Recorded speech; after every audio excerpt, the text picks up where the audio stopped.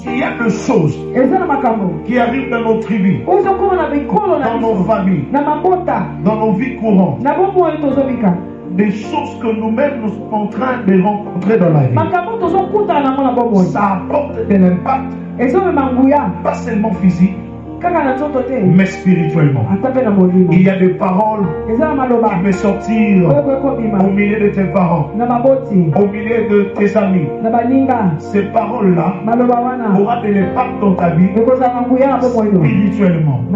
Bien-aimé dans le Seigneur, moi je connais des gens. Ils ont chamaillé avec son ami. Son ami a dit, comme toi tu m'as insulté, tu vas voir ce qui va arriver. Et c'est par là le combat est venu dans sa vie. Le combat était physiquement, mais à une grande dimension spirituelle, a bloqué la vie d'une personne. Et c'est là où vous allez voir dans ton avenir, il y a des choses qui ne marchent pas.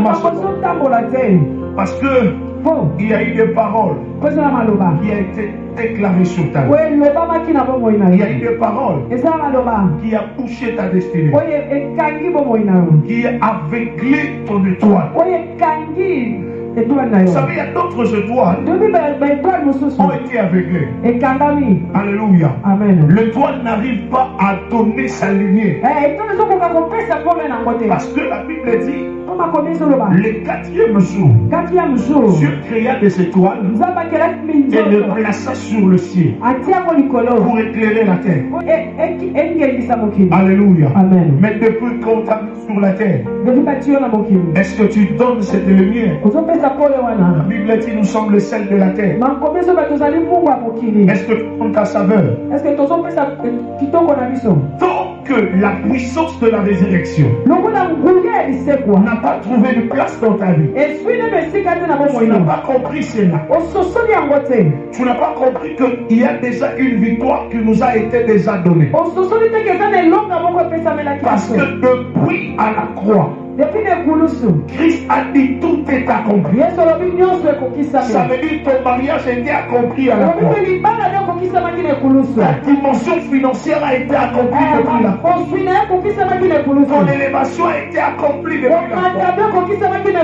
Tu vas être d'accord avec moi. Paul est en train de dire, gloire soit rendue à notre Père, qui nous a bénis de toutes sortes de bénédictions. Ça veut dire nous étions déjà bénis. Depuis que Christ a vaincu tout à la croix. C'est alors depuis la sienne alliance. La Bible est en train de dire, les projets que Dieu a préparés pour nous, ce sont des projets de bonheur et non de malheur. Quand nous vivons le malheur dans nos vies, c'est parce que nous n'avons pas compris la puissance de la résurrection. Amen. Est-ce que je parle à quelqu'un? Bien-aimé, la puissance de la résurrection est une dimension triomphante. Alléluia. Amen. Est une dimension de la grande victoire qui nous permet aujourd'hui, même à l'instant même que nous sommes en train de parler, si on se connecte à cela, bien-aimé, quel que soit le combat, nous devons vivre la victoire. Alléluia. Amen. Alléluia. Amen. C'est alors il y a beaucoup de combats sur le plan spirituel que nous n'arrivons pas à voir physiquement. Christ a vaincu, a réussi la victoire physiquement et spirituellement. Et c'est alors que je suis en train de le dire ici. La puissance, cette puissance, disons, prouve que Jésus a vaincu la mort physique et spirituelle. Bien aimé, beaucoup de gens vivent, mais leur vie spirituellement, ils sont déjà morts. Vous allez être d'accord avec moi? Parce que Ézéchiel est en train de le dire. Dans les vallées d'ossements. Alléluia. Amen. Il y avait une vallée. Il y avait une vallée qui avait des sons qui étaient desséchés.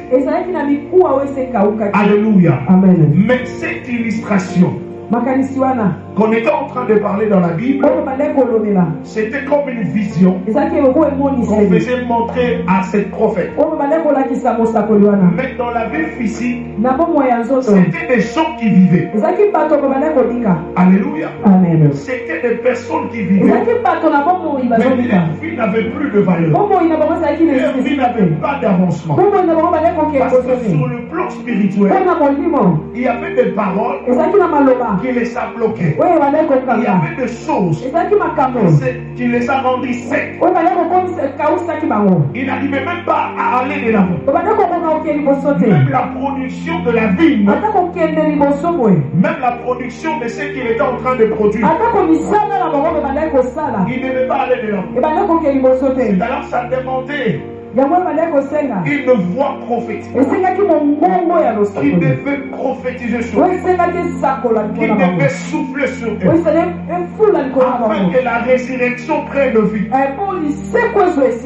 au milieu où ils étaient. Mais pour nous, ce n'était pas une parole prophétique, c'était la vie d'une personne qui devait prendre chair, de vivre physiquement, de comprendre des techniques que le monde est en train de faire pour te maudire.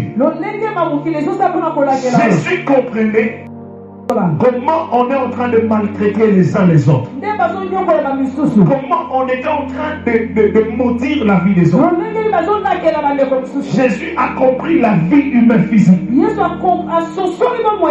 Il devait vaincre la vie physique et vaincre aussi spirituelle. C'est alors après la mort de Jésus, Jésus était allé libérer ceux qui étaient emprisonnés quelque part. Alléluia.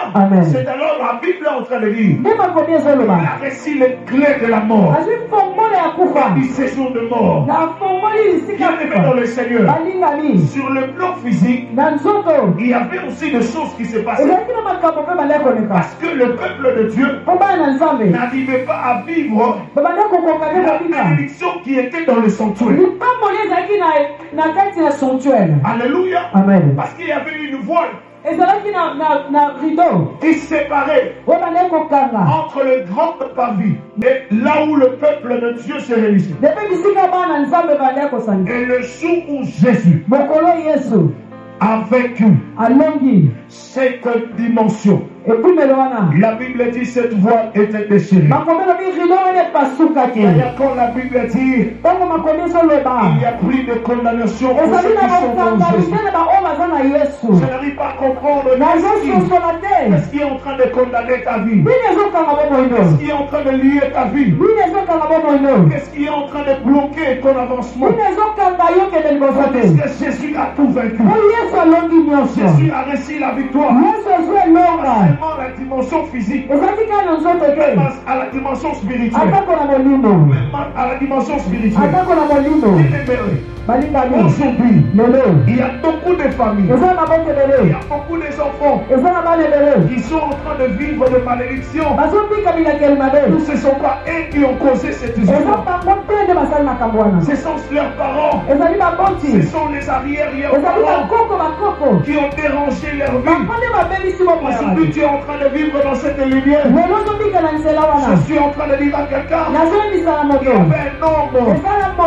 en train de vivre comme tandis que la Bible est en train de dire dans la nouvelle alliance, il n'y avait plus de barrières. Même de paralytiques devaient vivre dans le temple, devaient entrer dans le temple. Mais pendant que Pierre et Jean montaient à l'heure de la prière, mais la Bible est en train de dire il y avait un paralytique qui vivait à l'ignorance. C'est comme aujourd'hui, le peuple de Dieu sont en train de vivre dans l'ignorance. Ils ne savent pas que nous avons déjà acquis la victoire. Et c'est comme cet homme-là, il était paralytique. Il ne savait pas qu'il y avait aussi l'accès des paralytiques d'entrer dans les camps. C'est toi qui les empêchais. Certainement, il y avait une loi. Dans l'ancienne alliance, les paralytiques ne devaient entrer dans le temple.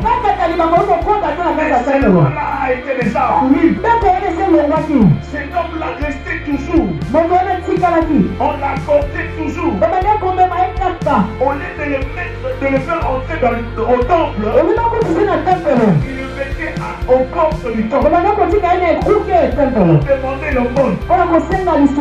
Il ne savait pas que le libre accès a été déjà ouvert. Bien aimé, quel que soit cette limite, mais notre Jésus avait réservé ses serviteurs pour apporter la bonne nouvelle de la résurrection. Et c'est alors que les gens arrivant devant ces ils l'ont dit, nous n'avons mis au réel. Ce que j'aime dans ce passage, la Bible dit, c'est comme le regarder attentivement. C'est une dimension de la foi. Et la Bible le dit, c'est comme le regarder attentivement. Attendre à recevoir quelque chose. Bien-aimé, toi, tu attends devant Jésus. Est-ce que tu l'attends attentivement? Est-ce que tu l'attends de tout ton cœur?